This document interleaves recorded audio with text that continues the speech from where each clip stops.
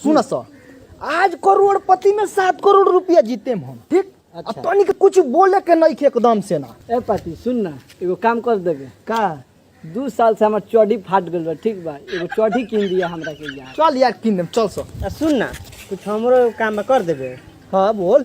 कुछ पैसा दे देबे। जीतला के बाद हाँ दे देम। कितना चाहिए? 6.5 करोड़। सारे 7 करोड़ रुपये में जीते, निका के 6.5 करोड़ दे दी। हां माजे मन गाजी में आ, मार खोने त फाली में आ। हाँ ये है भल दे। अच्छा सुनो से पहले चलो सो जी के पहले एकरा के चले दसन, तब न जीती, तब न बात के बाद। जीते बूढ़े जीते ना। चलो सो, चल। तो चलिए शुरू करते हैं आज के रेलम रेल सवाल के साथ, कौन बनेगा करोड़पति में। तो आज के हमारे खिलाड़ी हैं बसंत एन के। देवियों और सजनों आइए। बे महाराज जी देवी के बा।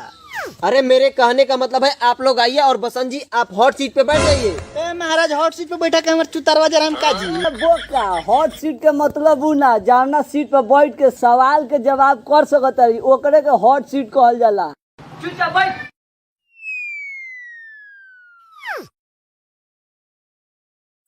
तो बसंत जी आप अपना पहले परिचय दीजिए। परिचय का देना है?